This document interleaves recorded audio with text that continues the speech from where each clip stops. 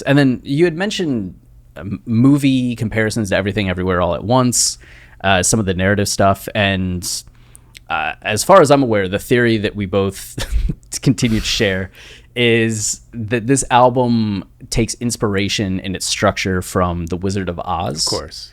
And that's a key part to understanding the structure of this album and the idea of My Beautiful Dark Twisted Fantasy, right? You look at The Wizard of Oz, the story of, what's her name again? Wendy? Dorothy. Dorothy starts in Kansas, and she's looking at her life in Kansas and wants to leave, and a tornado comes through and she wakes up in Oz, this magical world that has flying monkeys and talking lions and all kinds of stuff, and witches, good witches, bad witches, and she goes on this adventure that is really triumphant at the end of the day. But when she comes home, there's this happy ending of her having newfound love for just being home and saying there's no place like home.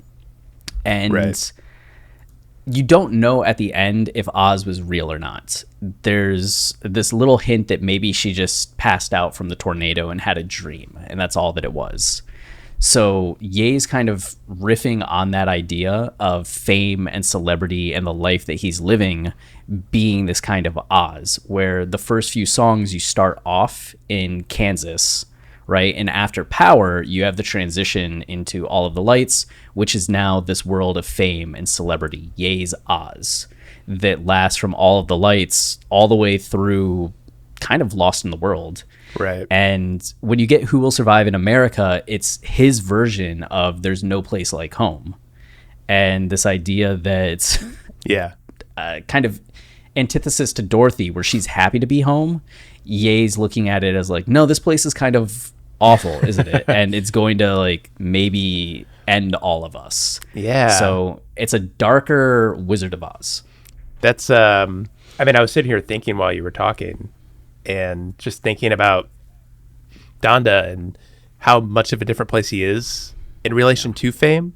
Like, this really was a jumping off point as far, because the first two albums, College Dropout, Late Registration, like he's dipping his toes and like he wants fame. And then Graduation is this realization of like, oh, like fame isn't like all that great. Like, I love it. I love being famous, but like you sacrifice this, you sacrifice that, and you lose this person and that person from your life. Like, it's something you're getting used to. And then 808s, I guess that's something a little different, because you suddenly start to feel alone in the world as you're trying to still figure out this fame thing. And My Beautiful Dark Twisted Fantasy is the moment where like it overwhelms you. You can't handle it. It's too much. The entire world hates me. This is crazy. So every album from there on out, I think, is him kind of learning, not necessarily to run away from fame, because he never does. He's Kanye West, who he will always be famous. But how to better utilize that fame, maneuver within the fame, and not just be a slave to fame and what everyone thinks you should do as a famous person. He's learning to kind of control his brand and work with people around him and use his influence to do greater things outside of music even. And thinking of Donda, like that's totally the place he's gotten to. Like, you almost don't even think of him as a musician half the time. He's too busy making clothes and furniture and Yeezy shades, for God's sake, you know? Yeah. I mean, you could sum up Ye's discography as his relationship to fame. And if you start to look at each album as a new chapter of him interacting with fame, understanding fame, and eventually moving away from fame, and it suddenly puts a lot of it into perspective. You don't need us then to explain like the albums if you just view it in that way. And you can see it with like My Beautiful Dark Twisted Fantasy really being this tipping point of him wondering what to do with himself and kind of defining what his life has become in a way that he was starting to do on Graduation in 808s, and especially 808s. It's like he's realizing the hollowness of a lot of what has happened. But My Beautiful Dark Twisted Fantasy is really him blowing it up to, this isn't just me. This is the culture. This is the industry. This is the country.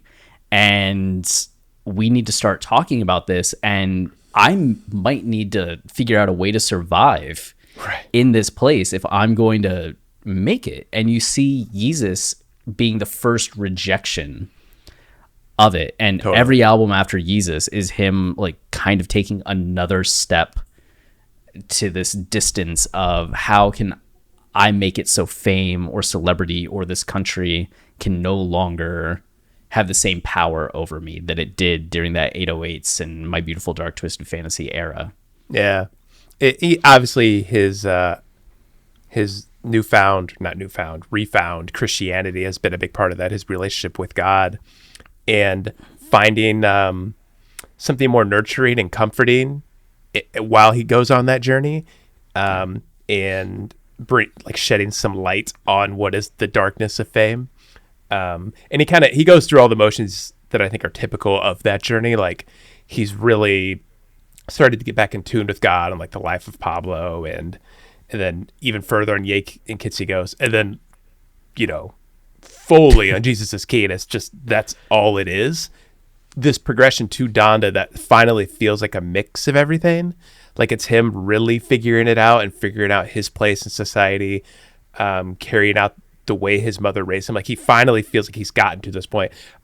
I guess now that I'm saying it out loud, I think of Donda that way now. Like it is truly, it feels like Kanye's gotten to the point he wanted to get to at the end of My Beautiful Dark Twisted Fantasy. Like he feels trapped, lost in America, doesn't know how to survive, and now he's suddenly in the spot where, like, if you don't count the fact that he feels like he's losing his family, it just in terms of his status and his place in society and how he's controlling his own fame, he feels in a much better spot. Yeah, just that album starting with Jail and ending with like Right. Come to Life, No Child Left Behind, this idea of feeling a sense of freedom. And you mentioning his rediscovered religion, you see the role that God played or Ye's faith played on the College Dropout, and it disappears a bit in Late Registration and Graduation. Yeah. And by the time we're at 808s and Heartbreak, it's kind of gone. He's altogether. self-consumed completely.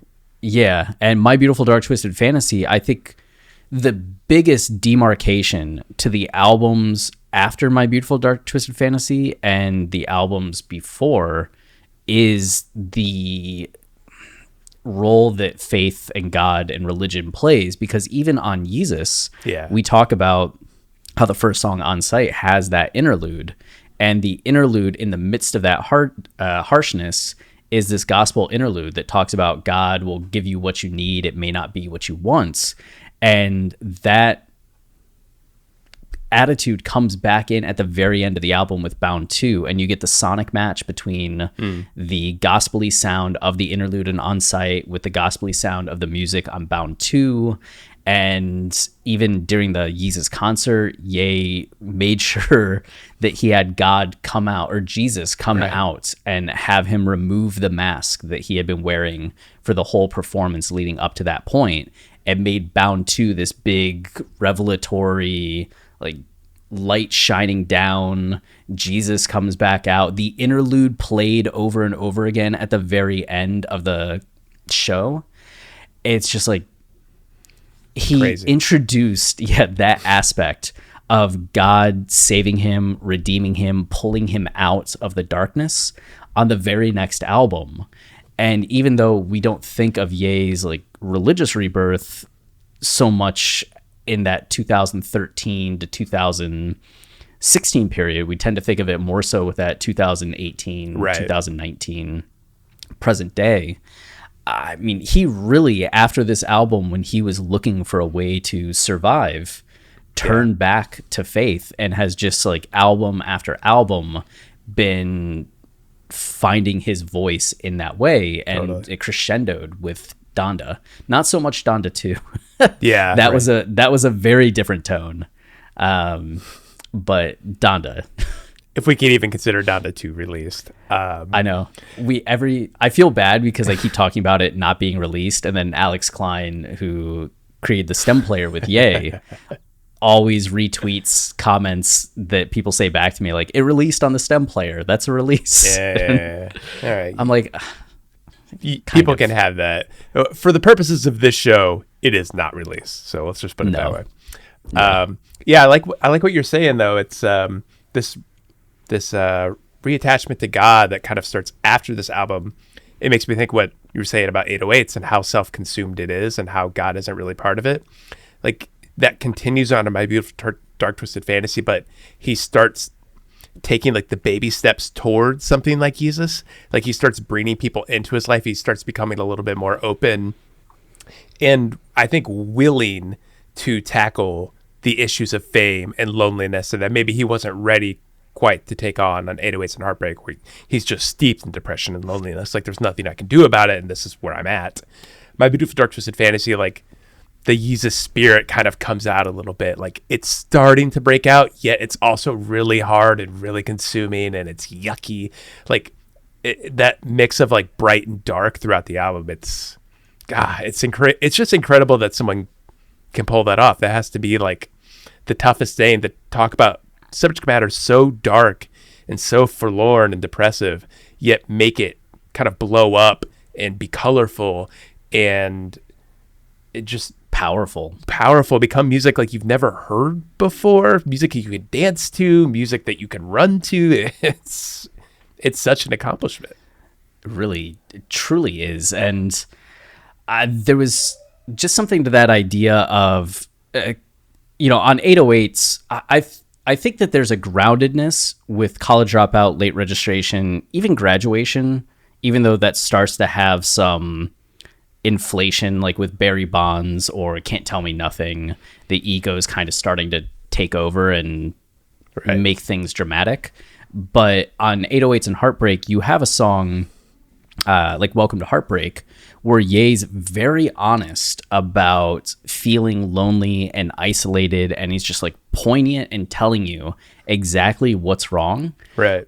But we're not seeing him kind of react to it in the way that we see on My Beautiful Dark Twisted Fantasy. It's like he's identifying it in these places on 808s and starting to realize, like opening up his eyes, looking around and seeing it for what it is. And he's kind of at a loss of what to do. Like you get to Pinocchio's story and it's just like, what do I do with this? How do I feel better? And instead of victory, in a way of like, I found nature and I go on hikes all the time and now I'm happy, we see descent. Right. And that's the thing that jumps out to me about that difference between 808s and My Beautiful Dark Twisted Fantasy is that Ye did it just double down on being like, fame makes me sad. Right. It's like, you know what? I'm just going to embrace being a monster. Totally. That's it. Like, I'm going to get swept up in all of the lights and I'm going to embrace being a monster and I'm going to like have my crew that's like appalling. Like, I'm going to do all this like wild stuff. And you know what? Did not make me feel better. Yeah. Did not make me feel better in the least. But you're really seeing the schism start between reality and fantasy. And in Ye's discography a lot too, like, right. Even though College Dropout had a lot of like playing a character to it, like you're the college dropout, you're the dropout bear. It's just My Beautiful Dark Twisted Fantasy really took a lot of the emotion that was so upfront and grounded on 808s and turned it into cinema, turned it into a performance that we then see reoccur on Yeezus. It's like, this is where the mask goes on. And that moment is all of the lights, like after jumping out the window on Power, like he puts the mask on and he wears that mask up through Life of Pablo, where he starts trying to take it off and is being like, can I even take it off? Yeah, that's such a good point. Because I think about like, there is a narrative to like something like The College Dropout, but there's something about it that almost feels like a little like step by step, like we move from this point to that point to this point to that point of Kanye like kind of trying to become famous, and it's this like kind of broader look at it, to whereas My Beautiful Dark Twisted Fantasy feels very personalized, like you're really in the shit with him. And that jump from 808s to My Beautiful Dark Twisted Fantasy, I think you're saying it right. Like, it is cinema. It becomes like this kind of blown up story in a way that goes beyond just Kanye and looking at Kanye's story. It becomes this evaluation of like what happens to somebody in this society who wants to be famous. Like, this is what could happen to you. Like, this is what this drive that's instilled in people in this country, this is where it can lead. Like, it's not all, roses and what's something else that's nice? Sunshine. it's there's thunder and lightning, there's darkness. It becomes this critique of America in that way. So it's both very internal and very personalized and very revealing of Kanye himself. But at the same time, he kind of opens it up a little bit. It makes it larger than himself. It makes it about something bigger that we can all relate to. It's just incredible. Like, that's the wavelength he starts to be on from here on out. Like, that's kind of the energy you're always getting from his narratives. Yeah, it's staggering in the best of ways. We have a podcast about it, so yeah, it's going to be fun to dive in over the course of what's going to be like pretty much like 24 hours of conversation about this album and the narrative. And in case anybody's like skeptical of our earlier discussion on Wizard of Oz, you can just watch the Runaway movie. It's on YouTube. Yeah. And Ye just apes the Runaway movie in that, with the Phoenix being Dorothy. But it's the same story, like kind of there, where you have this person that's from another world, land into this world, and want to go back to the previous world, except like Ye's the one that's kind of stuck in Oz, right? In the other case, and he's also referenced Wicked in the past, right? Yeah, that was another big clue, and one of the things that we already had the Wizard of Oz when we first formulated this theory like 7 years ago or whatever it was. We already were making the comparisons to Wizard of Oz, but then we found out that Ye had tweeted at the time that he was recording My Beautiful Dark Twisted Fantasy before it even came out. It was like 2010, like mid 2010. He tweeted that he loved Wicked and that he had seen it 4 times and that it was his story. And Wicked's the prequel to The Wizard of Oz. That's the history of the Wicked Witch when she was just like a normal witch. Mm-hmm. Right. And what turned her into the monster that she would become. And the structure of that story is much different than Wizard of Oz. Yeah. But it seems like Ye used the Wizard of Oz structure, which I'm sure some people would be like, reach, that's a reach. Yeah, right. But it fits for us. I mean, if you're going to get really specific, like you could call it a reach, like this doesn't match this in this story. But if you want to blow it up a little bit, you see Kanye react this way to stories and movies all the time. Like based on his attachment to Wicked, you could see why he loves There'll Be Blood. Like, it's a story about this guy who's consumed by capitalism and making it in America. You can see how he relates to Akira, like this technology, this entity that consumes this kid and like turns him into something. Like every piece of art Kanye references, I guess in terms of movies anyway, like you kind of see the same patterns happening.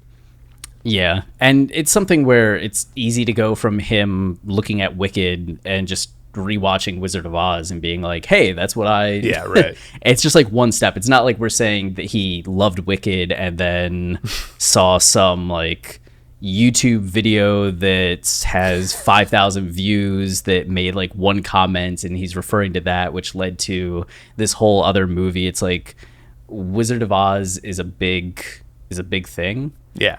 And directly connected to Wicked. And when we're talking about feeling like your life is a fantasy, right, it just seems like that lines up very much as well. So, Runaways, like, it gives more insight into the album and into some of the critiques that he's making as well. If you've never watched it, you should go do that immediately. Absolutely.